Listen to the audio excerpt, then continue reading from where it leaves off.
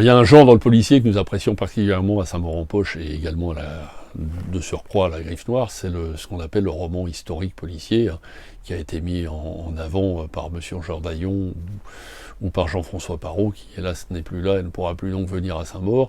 Donc cette année nous avons Jean-Christophe Porte, celui qui avait eu le prix l'année dernière du meilleur polar de l'année, qui revient notamment, et c'est le lieu pour le lire, le découvrir et l'acheter, c'est La disparue de Saint-Maur, qui est sorti en livre de poche.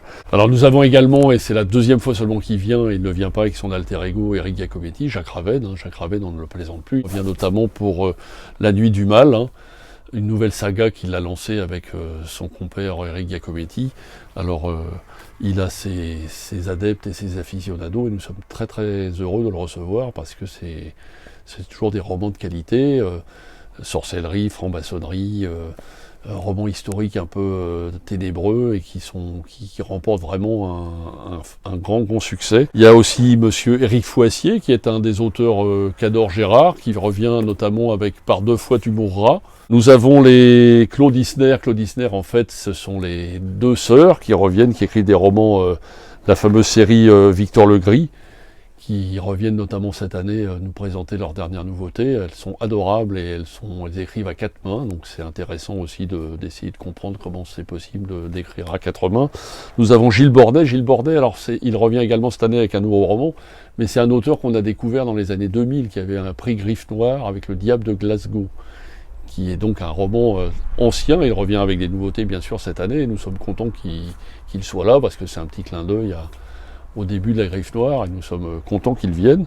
Et toujours fidèle avec ses enquêtes de Voltaire, monsieur Frédéric Lenormand, qui se fait toujours la joie et l'honneur d'être là, présent tous les ans, et nous l'en remercions. Les auteurs féminines, hein, bien sûr, hein, que je ne présente plus, qui reviennent constamment tous les ans avec Pour le bonheur de tous.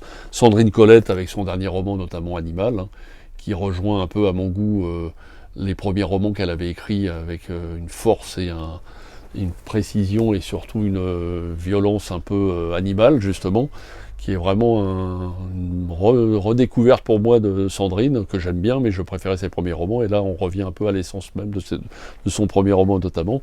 Karine Gibel, bien sûr, qui sera là également, Claire Favant, Barbara Abel, une petite nouvelle qui n'est jamais venue et que nous aimons bien et que nous avons découvert, Solène Bakowski, hein, qui a ses aficionados et ses blogueurs qui l'adorent, hein, avec notamment un sac et une bonne intention. Elle est très heureuse de venir pour la première fois, et très fière et très touchée, paraît-il.